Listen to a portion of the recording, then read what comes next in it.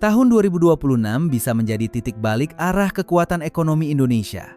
Bukan lagi hanya ditentukan gedung tinggi dan pusat kota, tetapi dari tanah-tanah produktif yang selama ini dianggap biasa. Saat ancaman krisis pangan dan cuaca ekstrem makin terasa, peran petani ikut naik kelas, bukan sebagai pelengkap, tapi sebagai penentu stabilitas hidup banyak orang.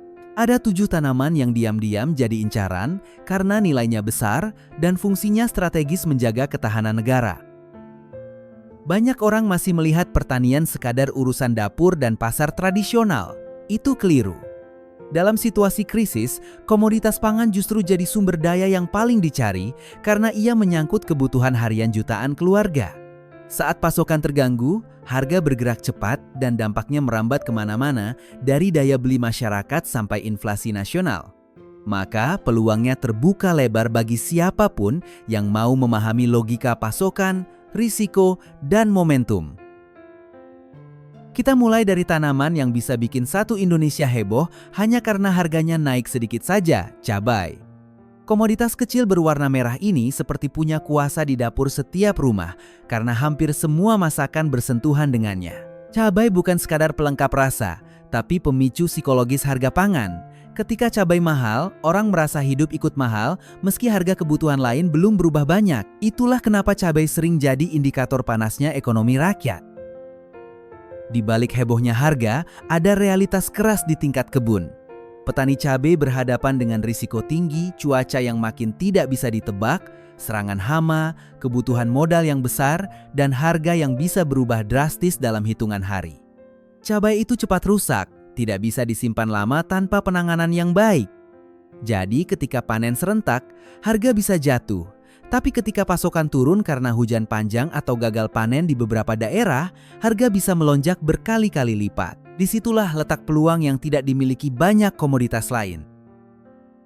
Permintaan cabai di Indonesia nyaris tidak pernah benar-benar turun, konsumsi rumah tangga stabil, lalu ditambah pertumbuhan UMKM kuliner yang semakin agresif dari pedagang kaki lima sampai dapur rumahan online.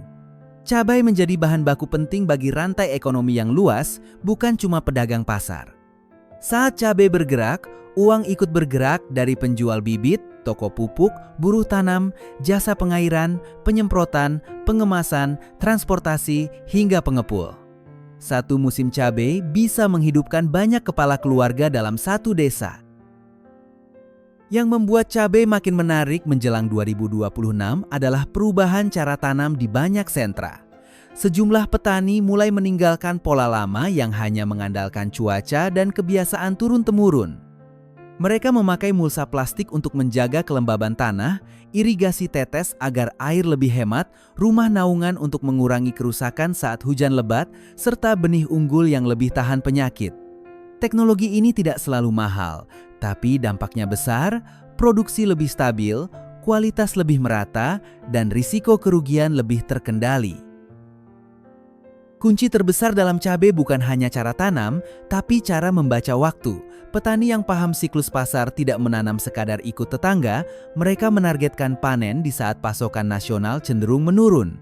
Selisih pendapatan dari strategi waktu tanam bisa jauh lebih besar dibanding selisih hasil panen karena pupuk. Maka, cabai di 2026 bukan hanya komoditas dapur, ia berpotensi menjadi emas merah yang menentukan denyut ekonomi daerah, terutama bagi mereka yang berani, terencana, dan disiplin mengelola risiko. Tanaman kedua yang diam-diam memegang kendali besar di dapur Indonesia adalah bawang merah. Kalau cabai bisa memicu heboh nasional, bawang merah adalah komoditas yang menjaga ritme dapur tetap berjalan setiap hari. Ia dipakai hampir di semua masakan, dari rumah tangga sederhana sampai hotel dan restoran. Karena perannya luas, permintaannya cenderung stabil sepanjang tahun, dan itu membuat bawang merah punya daya tahan kuat saat ekonomi goyah. Sentra seperti Brebes, Bima, dan Nganjuk menjadi tulang punggung pasokan nasional. Masalahnya, bawang merah sangat sensitif terhadap perubahan cuaca. Ketika hujan tidak normal, serangan penyakit meningkat atau panen di sentra terganggu, suplai langsung menipis dan harga bergerak tajam. Bukan naik tipis, tapi bisa melonjak 2-3 kali lipat dalam waktu singkat. Di titik itu, bawang merah berubah dari kebutuhan dapur menjadi komoditas yang menentukan daya beli masyarakat. Alasan petani bawang sering disebut berpeluang besar dalam satu musim ada pada struktur nilai per hektarnya. Dengan budidaya yang rapi, hasil panen bawang bisa menghasilkan omset puluhan hingga ratusan juta per hektar, tergantung varietas, produktivitas, dan momentum harga. Tapi ini bukan uang mudah. Modalnya besar, perawatannya intensif, dan salah langkah kecil bisa menggerus margin. Karena itu bawang merah cocok untuk petani yang siap disiplin, bukan yang ingin serba instan. Keunggulan petani bawang yang naik kelas biasanya ada pada 3 hal: bibit unggul, pemupukan presisi, dan pengendalian hama terpadu. Hama seperti trips bisa menghabiskan tanaman kalau monitoring lemah. Banyak petani sekarang mulai mengurangi pola semprot membabi buta dan beralih ke strategi berbasis pengamatan, rotasi bahan aktif, serta sanitasi kebun.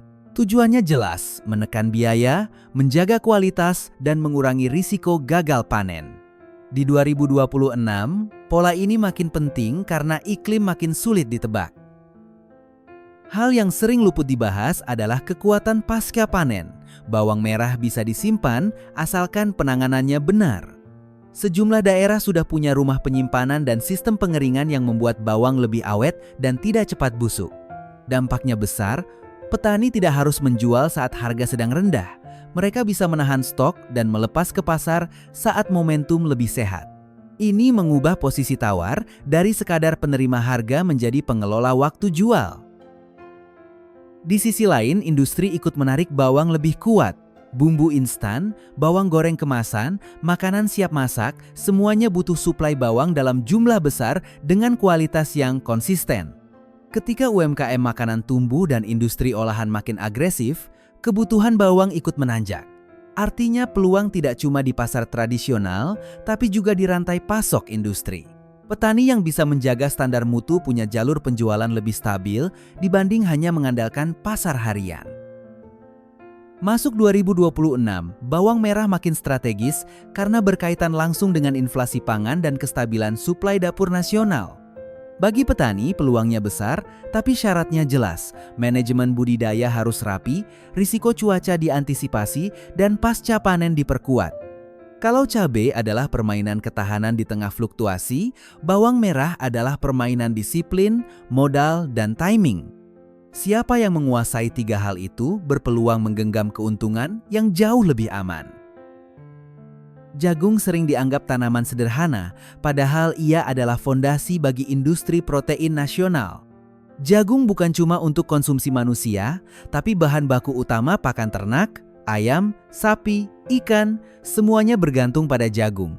Ketika produksi ayam naik, saat permintaan telur meningkat, bahkan ketika harga daging bergerak, ujungnya sering kembali ke jagung. Itulah kenapa banyak orang menyebutnya emas kuning, karena ia menggerakkan rantai ekonomi yang jauh lebih besar dari yang terlihat. Perubahan pola konsumsi membuat peran jagung makin penting. Jika kebutuhan protein nasional naik di 2026, kebutuhan pakan ikut naik dan jagung berada di posisi terdepan. Jagung juga punya jalur pasar yang lebih jelas ke industri, terutama pabrik pakan, sehingga peluangnya bukan hanya harga tinggi sesaat, tapi kontinuitas permintaan. Petani yang bisa memenuhi standar industri, terutama kadar air dan kebersihan, punya kesempatan masuk ke pembeli besar yang menyerap volume stabil.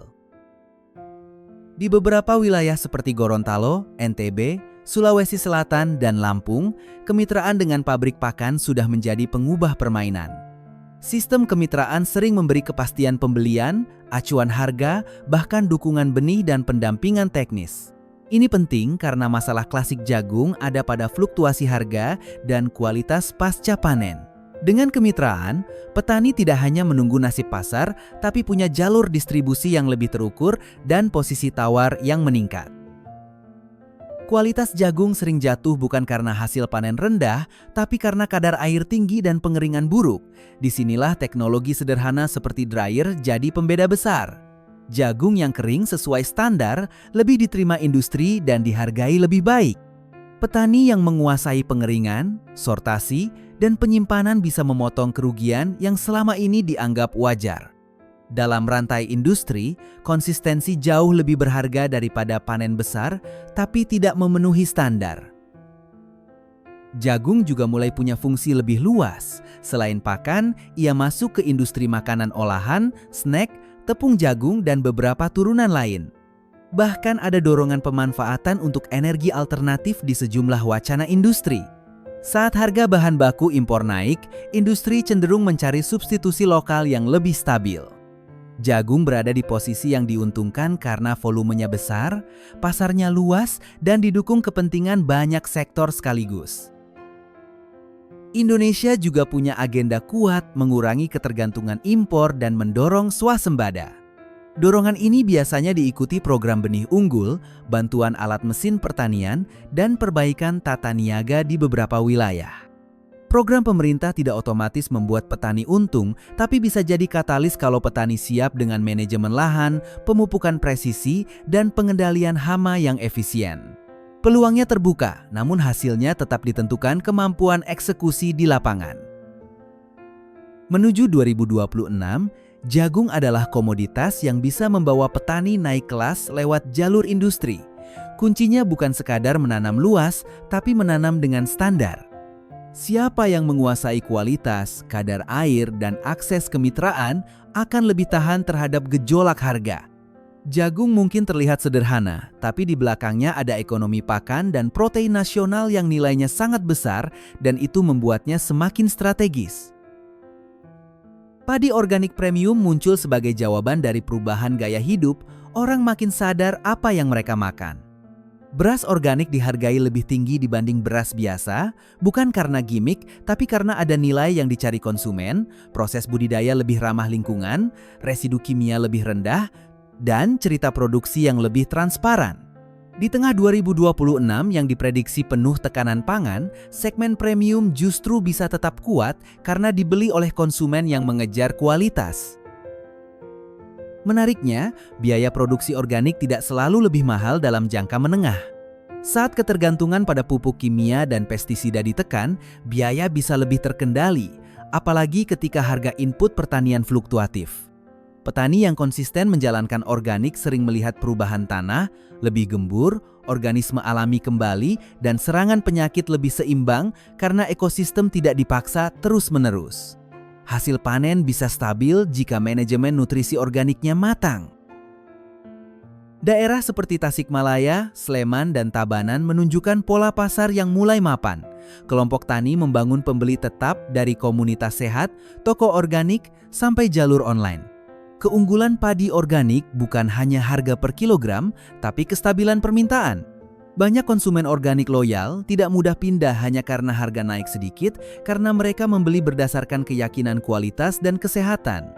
Ini membuat arus kas petani lebih terukur dibanding komoditas yang sepenuhnya bergantung pada pasar harian.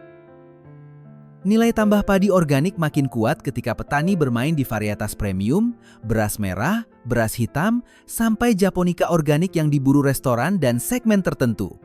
Diferensiasi seperti ini membuat petani tidak terjebak perang harga. Namun syaratnya ada pada konsistensi mutu, pengeringan, sortasi, dan kemasan.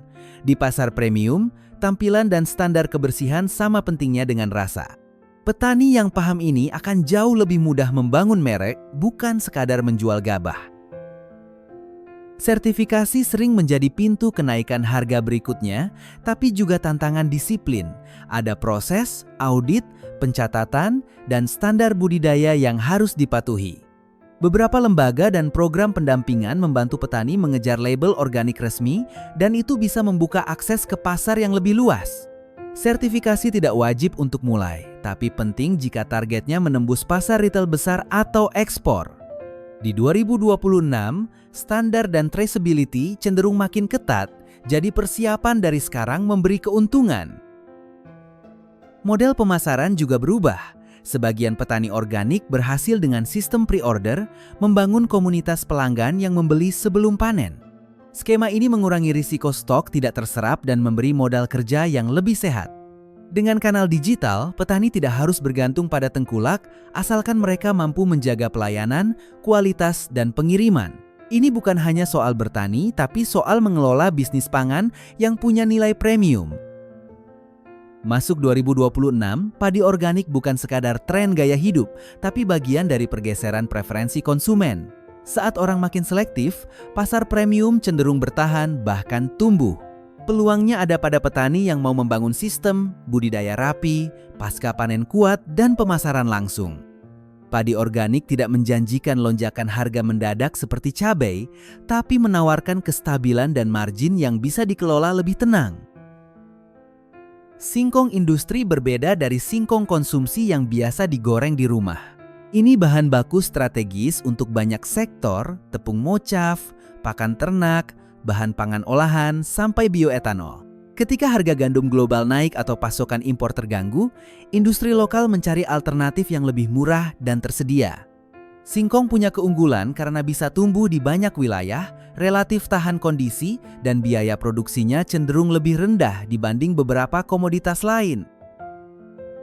Sentra seperti Lampung, Jawa Timur, dan Jawa Tengah menjadi motor utama karena luas lahan dan pengalaman budidayanya.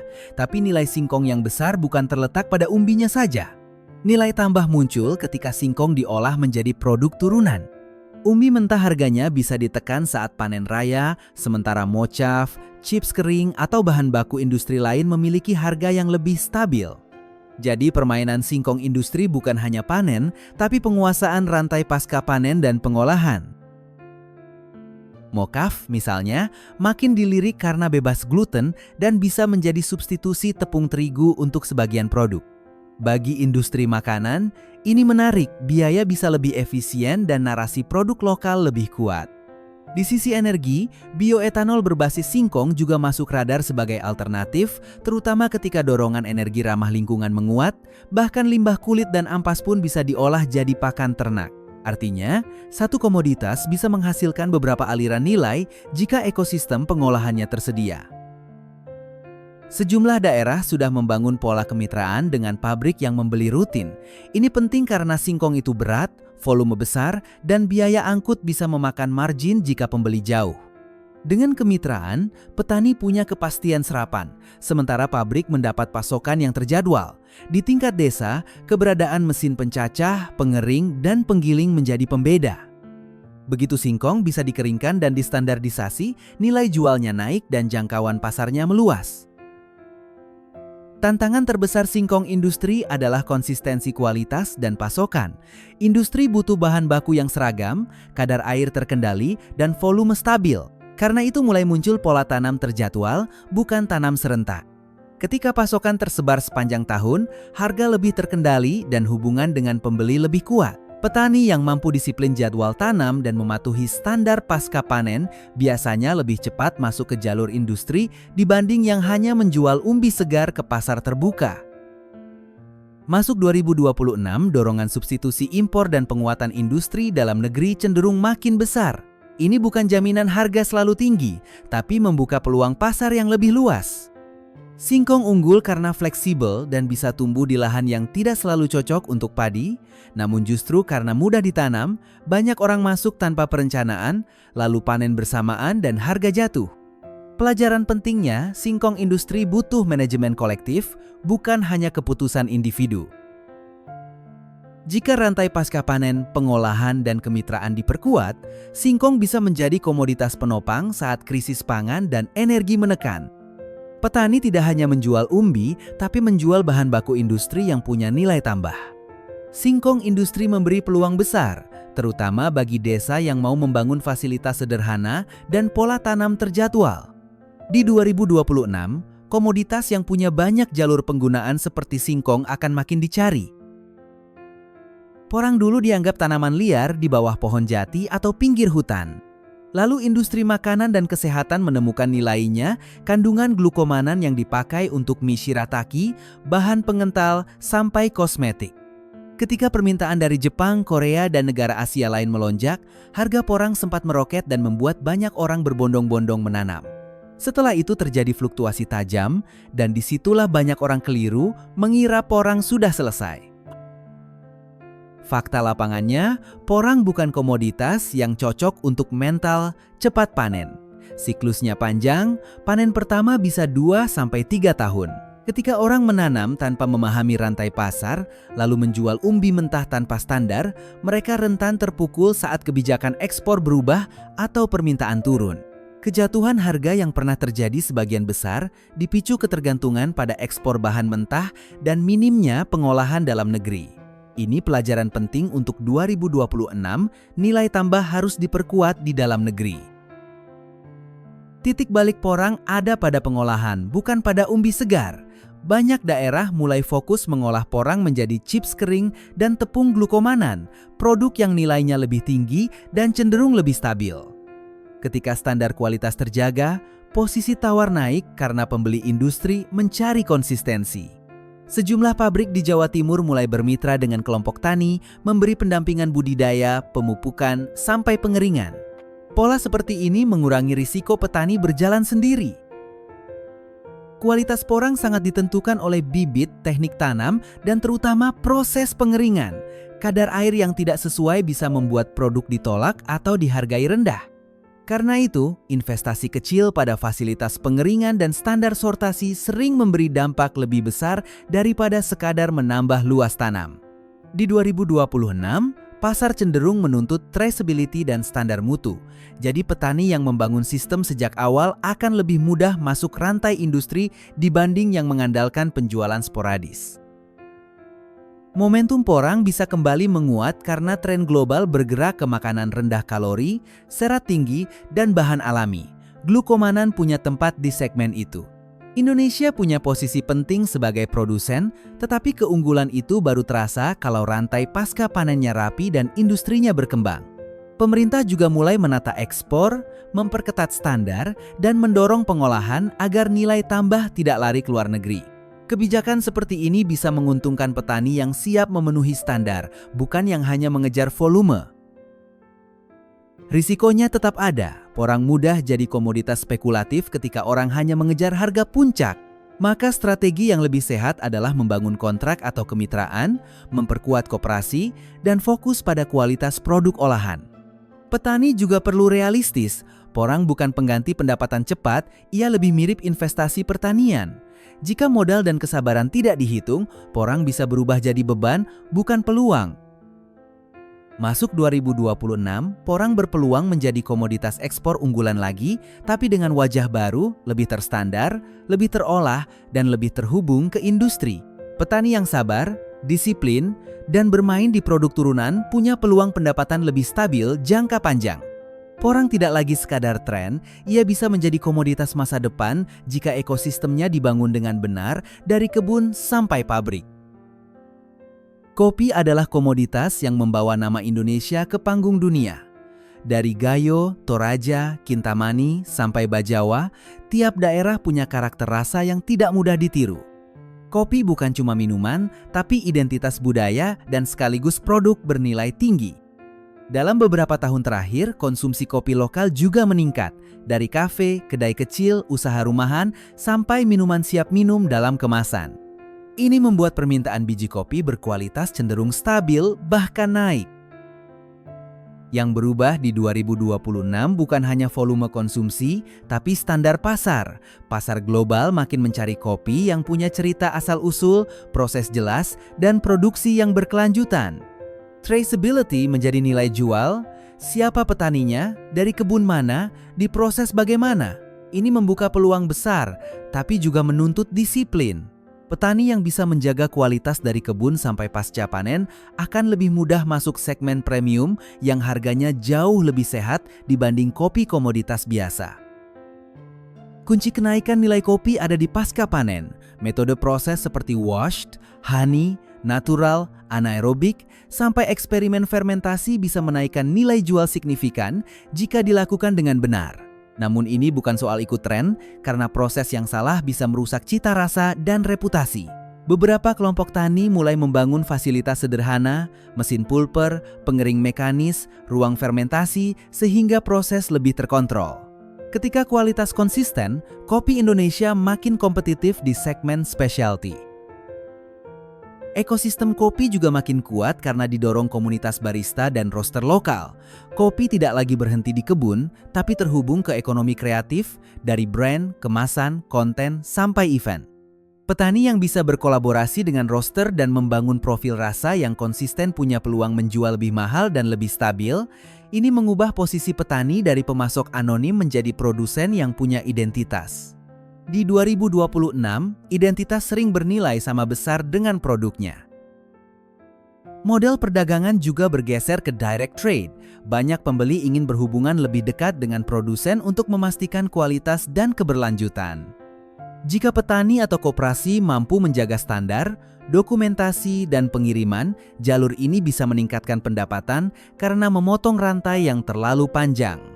Tapi direct trade menuntut manajemen, komunikasi, dan konsistensi, bukan hanya panen. Petani perlu paham grading, moisture, defect count, dan standar cupping karena pembeli premium tidak membeli berdasarkan kata-kata, mereka membeli berdasarkan data. Robusta juga punya peluang besar, terutama karena industri minuman siap konsumsi dan campuran kopi susu terus berkembang. Robusta berkualitas dengan pengolahan baik bisa mendapat posisi lebih tinggi dibanding Robusta biasa. Di banyak daerah, peningkatan kualitas Robusta terjadi lewat perbaikan panen selektif, pengeringan, dan penyimpanan. Pemerintah dan berbagai pihak juga mendorong pelatihan kualitas serta regenerasi petani muda. Dukungan ini membantu, tapi tetap saja hasil akhir ditentukan oleh konsistensi di lapangan. Jika 6 komoditas sebelumnya bicara stabilitas pangan dan industri, kopi menambah satu dimensi lagi, reputasi dan nilai tambah kreatif. Menjelang 2026, kopi Indonesia bisa naik kelas jika petani fokus pada kualitas, traceability, dan pasca panen, lalu terhubung ke pasar premium lewat koperasi atau direct trade.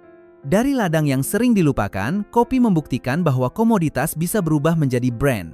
Dan ketika sebuah komoditas sudah jadi brand, nilainya tidak mudah runtuh hanya karena fluktuasi musiman.